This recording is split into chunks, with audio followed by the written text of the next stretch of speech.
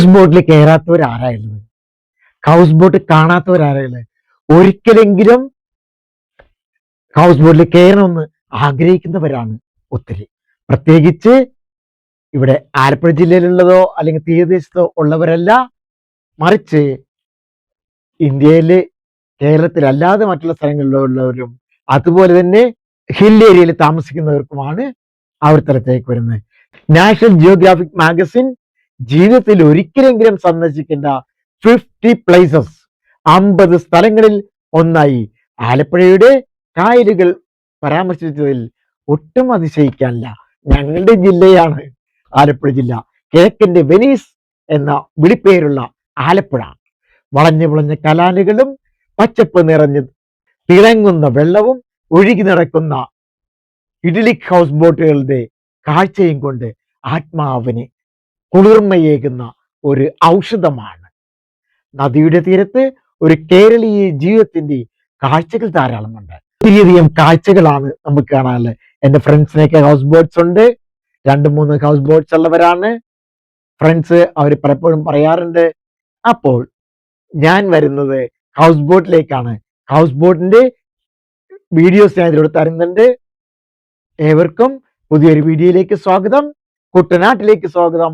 House ബോട്ടിലേക്ക് സ്വാഗതം.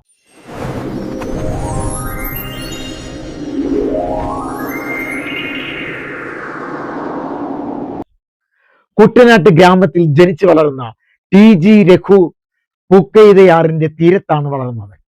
മിക്ക ആളുകളും സമീപത്തും അകലെയുള്ള സ്ഥലങ്ങളിലേക്ക് കാൽനടയായി സഞ്ചരിക്കുന്ന കാലത്ത് തുടർ പഠനത്തിനായി പമ്പയാർ നദി മുറിച്ചു കിടക്കുക എന്നത് രഘുവിനെ സംബന്ധിച്ചോളം ഒരു വെല്ലുവിളി തന്നെയായിരുന്നു. അന്ന് അദ്ദേഹത്തിന് നിലവിലുണ്ടായിരുന്ന ഏക ഗതാഗത മാർഗം കൊല്ലം ആലപ്പുഴ ബോട്ട് സർവീസ് തന്നെയായിരുന്നു. അത് ചിലപ്പോൾ കറക്റ്റ് ടൈമിലൊന്നും വരാറില്ല. ദിവസത്തിൽ ഒരിക്കൽ മാത്രമേ അത് ഓടാറുള്ളൂ. ഈ യാത്ര അദ്ദേഹത്തിന്റെ കാലത്തെ ആളുകൾ നേടുന്ന ബുദ്ധിമുട്ടുകൾ തുറന്നു കാട്ടുകയായിരുന്നു. ഇദ്ദേഹത്തിന് ഈ ബുദ്ധിമുട്ടുകൾ അറിഞ്ഞുകൊണ്ട് അതിനെപ്പറ്റി ചിന്തിച്ചു. കുറച്ച് തൊഴിലവസരങ്ങൾ നൽകിക്കൊണ്ട് അദ്ദേഹം ഇടക്കാട് ഗ്രൂപ്പ് ഓഫ് കമ്പനികൾ സ്ഥാപിക്കാനായിട്ട് അദ്ദേഹം തീരുമാനിച്ചു. അദ്ദേഹം ഹൗസ് ബോട്ട് തുടങ്ങി. എന്നത്തെ ആരംഭകാലത്തെ കുറച്ച് വ്യക്തികളെയാണ് ഞാൻ ഇതിലൂടെ നിങ്ങൾക്കായിട്ട് നൽകുന്നത്.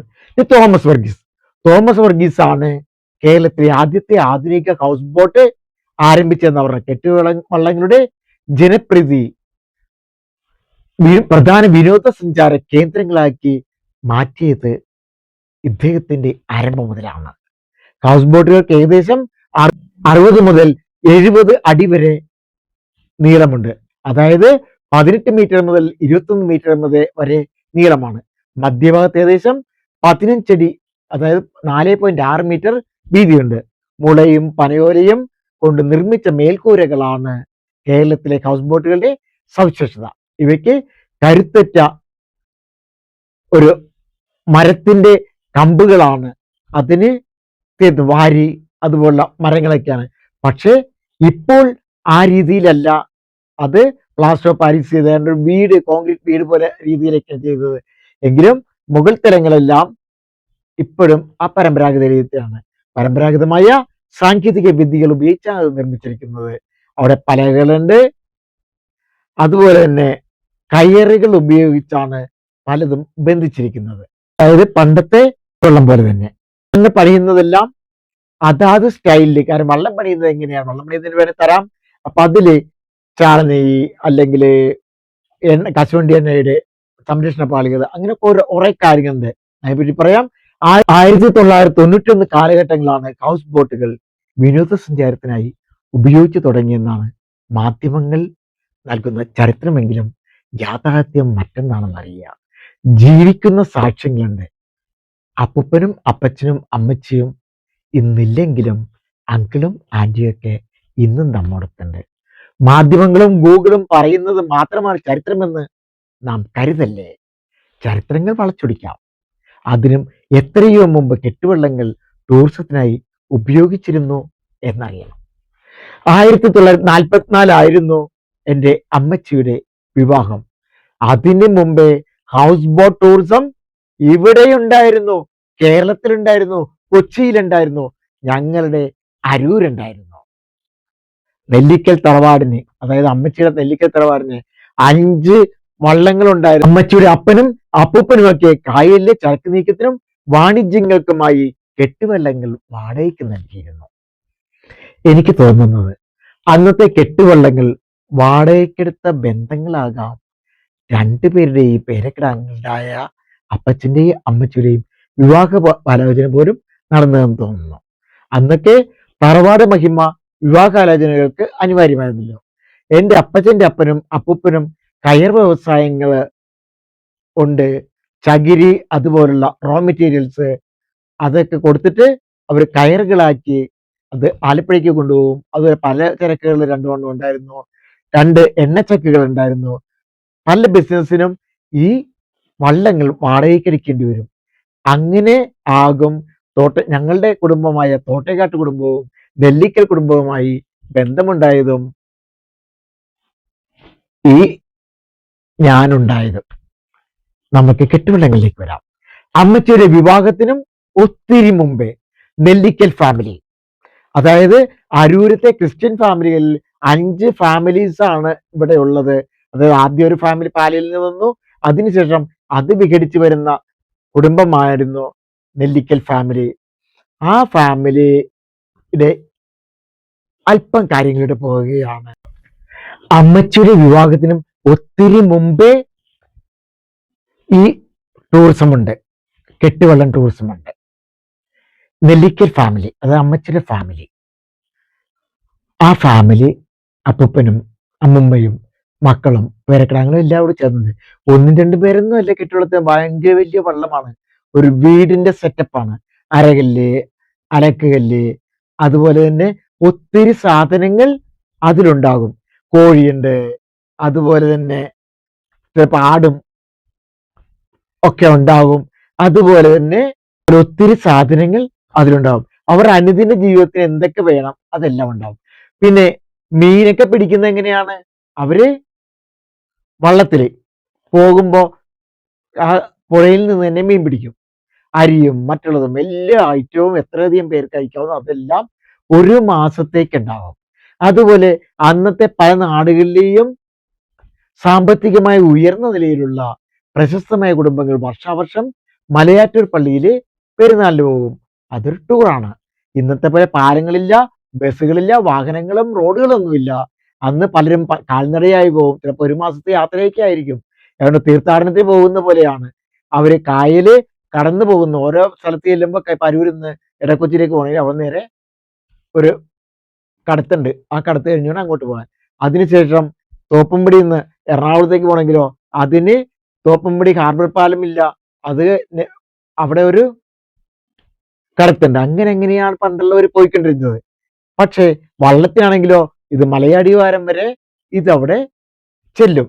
ഈസ്റ്റർ കഴിയുമ്പോൾ അമ്മച്ചിയും അമ്മച്ചിയുടെ അപ്പനും അപ്പൂപ്പനും എല്ലാവരും കൂടി ചേർന്നുകൊണ്ട് മലയാറ്റൂർ തിരുനാളിന് പോകും. അത് പോകുമ്പോഴോ ഭയങ്കര വലിയ സംഭവമായിട്ടാണ് പോകുന്നത്. അന്ന് ഫോണില്ല, മറ്റുള്ള കമ്മ്യൂണിക്കേഷൻ വള്ളത്തിലാണ് അടപ്പൊക്കെ ഉള്ളത്. അതില് വിറകുണ്ടാവും, ചൂട്ടുണ്ടാവും, എല്ലാം ഉണ്ടാവും, ചിരട്ടയൊക്കെ ഉണ്ടാവും, അതുകൂടി കത്തിക്കും. അപ്പൊ നമ്മൾ വിചാരിക്കും വള്ളത്തിന് കത്ത് പിടിക്കാന്നില്ല. അതിനൊക്കെ ഒരു സെറ്റപ്പ് ഉണ്ട്. ആ രീതിയിലാണ് നടക്കുന്നത്. പണ്ടത്തെ പല ചരക്ക് കെട്ടുവള്ളങ്ങളിലും ഇതുപോലെ വെപ്പും കുടിയൊക്കെ ഉണ്ടായിരുന്നു. അപ്പോൾ പണ്ട് തൊട്ടേ കായൽ ഹൗസ് ബോട്ട് വിനോദസഞ്ചാരമുണ്ട് എന്ന് തന്നെയാണ്. ഞങ്ങളുടെ കൂട്ടത്തിൽ ആലത്തിയൂര് ഉണ്ടായിരുന്ന ഒരു ശിവരാമൻ ചേട്ടനുണ്ട്, ഓവർസിയറാണ്. അദ്ദേഹമാണ് ഞങ്ങൾക്ക് ഭക്ഷണം വെക്കുമ്പോൾ കറി ഉണ്ടാക്കുന്നത്. ഞങ്ങളൊന്നും വെപ്പിക്കില്ല, അദ്ദേഹം വെക്കും. അടിപൊളി കറിയാണ്. അതിന്റെ മണം കേട്ടിയാൽ മതി 2-3 വീടുകൾക്ക് അകലെ കിട്ടും. അതിന്റെ ഭക്ഷണം കഴിക്കാൻ മണം കിട്ടിയ ഭക്ഷണം കഴിക്കാന്ന് പറഞ്ഞാൽ ഒന്ന് തൊട്ട് നക്കിയാൽ മതി. അച്ചാറ് തൊട്ടുന്ന പോലെ നക്കിയാൽ മതി. പക്ഷെ ഭയങ്കര എരിവാണ്. ഷാപ്പിലെ കറിയെ മാറി നിൽക്കും ഈ കെട്ടുവള്ളം കറി എന്ന് പറയുന്നത്. അത്ര രസമാണ്. അപ്പൊ അതായത് ആ കാലം പുള്ളിക്കാരന്റെ കുഞ്ഞുപ്രായത്തിലെ കാര്യമാണ് ഈ പറയുന്നത്. അതും ഇപ്പൊ 10-20 വർഷത്തിന് മുമ്പുള്ള കാര്യമാണത്. അപ്പൊ അന്നും ഈ ഒരു തലങ്ങളിൽ കെട്ടുവള്ളം ഉണ്ടായിരുന്നു. ഇനി ഞാൻ ഒരു കോൺക്രീറ്റ് എവിഡൻസ് പോലെ ഒരെണ്ണം തരാം. 1969 സുപ്രിയ പിക്ചേഴ്സിന് വേണ്ടി കരിപ്പോത്തൻ നിർമ്മിച്ച ഒരു സിനിമയുണ്ട്. എ വിൻസെന്റ് ആണ് സംവിധാനം ചെയ്തിരിക്കുന്നത്. ഒരു ക്രിസ്തീയ കുടുംബത്തിന്റെ മലയാള ചലച്ചിത്രമാണ് നദി. PJ ആന്റണിയുടെ രചനയ്ക്ക് തോപ്പിൽ ബാസിയാണ് തിരക്കഥ എഴുതിയത്. പ്രേം നസീർ, ശാരദ, മധു, തിക്രൂശി, അംബിക, PJ ആന്റണി, അടൂർ ബാസി, ശങ്കരാടി, കവിയൂർ പൊന്നമ്മ, അങ്ങനെ ഒട്ടനവധി പേരൊന്നും അതിലില്ല. ഈ കുറച്ച് പേര് മാത്രമേ ആ സിനിമയിലുള്ളൂ. കാരണം ഒരു വള്ളത്തിൽ കൊള്ളുന്ന 3 വള്ളത്തിനുള്ളിലുള്ള കഥയാണ് പോകുന്നത്. 3 തറവാടുകള് ടൂറിനായി മലയാറ്റൂർ പള്ളിയിൽ വന്നിട്ട് ആലുവ മണപ്പുറത്ത് അവര് താമസിക്കുകയാണ്. അപ്പൊ അവര് തമ്മിലുള്ള ബന്ധങ്ങളും അവർ തമ്മിലുള്ള വഴക്കുകളും കൊച്ചു കൊച്ചു തമാശകളും ഫുൾ ടൈം തമാശയുള്ള ഒരു സിനിമയാണ് ആലുമൂടൻ. ഒരു പ്രമാണിയുടെ പണിക്കാരനും അടൂർ ബാസിയും മറ്റൊരു പ്രമാണിയുടെ പണിക്കാരനും തമ്മിലുള്ള തമാശകൾ ഒത്തിരിയാണ്. ഓക്കെ, അതുപോലെ ആ പിക്ചറിൽ, അതായത് 1969 ഒക്ടോബർ 24 കേരളം ഒന്നാകെ തുടങ്ങിയ ഒരു എന്ന സിനിമയിൽ കെട്ടുവെള്ളം ടൂറിസം കാണിക്കുന്നുണ്ട്. അപ്പൊ നിങ്ങൾ മനസ്സിലാക്കുക, 1990-91 കാലഘട്ടങ്ങളിൽ മാത്രമല്ല ഇവിടെ കെട്ടുവെള്ളം ട്രാൻസ്പോർട്ട് അല്ലെങ്കിൽ കെട്ടുവെള്ളം ടൂറിസം ഉണ്ടായിരുന്നത്. പണ്ട് ഞങ്ങളുടെ അപ്പൂപ്പനും അത് കഴിഞ്ഞിട്ട് നദിയിലുണ്ടായിരുന്നു. ഇവരുടെയൊക്കെ ചരിത്രം എടുത്തുകൊണ്ടാണ് അതിൽ വന്നിരിക്കുന്നത്. നദി എന്നുള്ള സിനിമ വന്നിരിക്കുന്നത് ഇവരുടെയൊക്കെ കാര്യങ്ങൾ എടുത്തുകൊണ്ടാണ്. നന്നായിട്ട് കോർത്തേക്കുണ്ട്, കാണണം വല്ലപ്പോഴും നദി. അപ്പം മനസ്സിലാവും 1990-91 അതിന് തൊട്ട് മുമ്പ് അദ്ദേഹവുമല്ല പണ്ടേ ഇതുണ്ട്. അതിനെ ഇങ്ങനെ വിനോദവൽക്കരിച്ചെടുക്കുന്നതിന്റെ ഒരു കാരണം എന്താണ്? കാരണം കെട്ടുവെള്ളത്തിൽ ചരക്ക് നീക്കി നിന്നു, കെട്ടുവള്ളങ്ങളൊക്കെ എല്ലാം ദ്രവിച്ചു പോകുന്ന അവസ്ഥയിലായി. അങ്ങനെ വന്നപ്പോ ആരും ഇത് ഉപയോഗിക്കാതായി. ഇതിന് ഒരു ബിസിനസ് കാണണം എന്ന രീതിയിൽ പല ആധുനിക ബിസിനസ്സും വന്നിരിക്കുന്ന ആ തരങ്ങളിൽ തന്നെയാണ്. അങ്ങനെ ആ ബിസിനസ്സാണ് ഈ കെട്ടുവെള്ളം ടൂറിസം വന്നത് എന്ന് പറയുകയാണ്. അതിൽ തന്നെയാണ് അരക്കുന്നത് കാണിക്കുന്നതും പാചകം ചെയ്യുന്നത് കാണിക്കുന്നതും. പാചകം വെള്ളം റെസ്റ്റ് ആകുമ്പോൾ പുറത്തു നിന്നാണ് ചെയ്യുക, മീൻ വെട്ടുക, എല്ലാ കാര്യങ്ങളും ഇതിലൂടെ നടക്കുന്നത്. അപ്പോൾ അതിൽ നിന്ന് നിങ്ങൾക്ക് കെട്ടുവെള്ളത്തിന്റെ ടൂറിസത്തെ ഇങ്ങനെ വലിച്ചെടുക്കാനാവും ആ ഏടിൽ നിന്ന്. അപ്പോൾ നാം പലരെയും ഇൻവെന്റർ സ്ഥാനത്ത് കാണുമ്പോൾ, ഇൻവെന്റർ അല്ല ഡിസ്കവറിയാണ് ഇത് വരുന്നത് അല്ലേ? ഇൻവെൻഷനും ഡിസ്കവറിയും തമ്മിൽ വ്യത്യാസമുണ്ട്. രണ്ടും കണ്ടുപിടിക്കലാണെങ്കിലും. അപ്പൊ പലരെയും ഇൻവെന്റർ സ്ഥാനങ്ങൾ ചൂണ്ടിക്കാണിക്കപ്പെടുമ്പോൾ അതെ, ഇതാണ് കാണാതെ പോയേക്കാവുന്ന ചരിത്രം. ജലഗതാഗതം പാടെ നിർത്തിയപ്പോൾ, അതെല്ലാം പൊട്ടിപ്പൊളിഞ്ഞപ്പോൾ നാം തകർത്തും ദ്രവിച്ചും പോകാതെ വിറകായിട്ടൊക്കെ ഉപയോഗിച്ചു തുടങ്ങിയായിരുന്നു ഈ കെട്ടുവെള്ളത്തിന്റെ പലകകള്. പിന്നെ ചിലർ ഫർണിച്ചറിന് വേണ്ടി ഉപയോഗിച്ചിരുന്നു. എന്നാൽ അതെല്ലാം സൂക്ഷിച്ച് അതിലെ ബിസിനസ് കണ്ടെത്തി ആധുനിക ട്രാവൽ ടൂറിസമാക്കി മാറ്റിയതാണ് ഇന്നത്തെ ഹൗസ് ബോട്ട്. ആ ഹൗസ് ബോട്ട് ഐഡിയ കൊണ്ടുവന്ന അവർക്ക് അഭിനന്ദനങ്ങൾ പറയുകയാണ്. ലോകത്തിലെ ടൂറിസ്റ്റ് മാപ്പിലെ 50 സ്ഥലങ്ങളിൽ ഒന്നാണെന്ന് ഞാൻ പറഞ്ഞു നമ്മുടെ ഹൗസ് ബോട്ട് ലോകം നേരിട്ടും മറ്റ് മീഡിയകളിലൂടെയും നമ്മുടെ കായലുകളും ഹൗസ് ബോട്ടുകളും കാണുകയാണ്. നമ്മളും കാണാറുണ്ട്, പോകാറുണ്ട്. കായലൊക്കെ നമ്മൾ എത്രയോ കണ്ടിട്ടുള്ളതാണ്. പരപ്പുകളുടെയും കായലോളങ്ങളുടെ സൗന്ദര്യവും വശ്യതയേറിയ കാറ്റും മനോഹരങ്ങളായ വിദൂര കാഴ്ചകളും കരകളും മത്സ്യബന്ധനങ്ങളും കായലോര ജീവ സംസ്കാരങ്ങൾ അനുഭവിക്കാനും കാണാനും അല്ല അവർ പോകുന്നത്. അവരെ സംബന്ധിച്ചോളം വെള്ളമടിച്ച് പൂക്കൂറ്റിയായിട്ട് ബോധമില്ലാതെ കിടക്കാനാണല്ലോ. അതെ, ഇവിടെയും അതെ, വെള്ളമടിക്കാനും ഭക്ഷണം കഴിക്കാനും അന്താക്ഷരിക്ക് മാത്രമായിട്ടാണ് അവർ വരുന്നത്. അവരതൊന്നും കാണില്ല. ഞങ്ങൾ പോയിട്ടുള്ള 2-3 പ്രാവശ്യം ടൂർ പോയപ്പോഴും അവരെല്ലാം അന്താക്ഷരി, ഒരാളും പുറത്തു നിന്നില്ല. ഞങ്ങൾ പുറത്തു നിന്ന് വീഡിയോ ഒക്കെ എടുത്ത്. ഇതിനൊക്കെയാണെങ്കിൽ എന്തിനാണ് ഹൗസ് ബോട്ട് എടുക്കുന്നത്? എങ്ങനെ റിസോർട്ടോ ഹോട്ടലോ മറ്റെവിടെയെങ്കിലും പോരെ? അല്ലെങ്കിൽ ബോട്ട് പോകുമ്പോൾ അതിന് സൗന്ദര്യം എല്ലാം ഒപ്പിയെടുക്കാം. നമ്മുടെ ക്യാമറകളിലല്ല, നമ്മുടെ കണ്ണുകളിലൂടെ, ഹൃദയത്തിലെ. വെള്ളത്താൽ ചുറ്റപ്പെട്ട പ്രദേശം അവഗണനയുടെയും തകർച്ചയുടെയും അഭംഗിയുടെയും ഒറ്റപ്പെടലിൻ്റെതുമാണെന്ന് കരുതിയവരായിരുന്നു അവിടെയുള്ള എല്ലാവരും. അതെ, കെട്ടുവെള്ളം പോലെ ആരാലും ശ്രദ്ധിക്കപ്പെടാതെ തകരുമായിരുന്ന ഇടങ്ങളിൽ നാം ഒരുമിച്ചപ്പോൾ അവിടേക്ക് ലോകം കൈകോർത്തെത്തി. നമ്മുടെ കായലോരങ്ങളുടെ ഹൃദയത്തെ തൊടാനായി. ലോകം വളരട്ടെ നമ്മിലേക്ക്, നാമും ലോകത്തിനകത്ത് വളരട്ടെ. ഏവരെയും ദൈവം അനുഗ്രഹിക്കട്ടെ.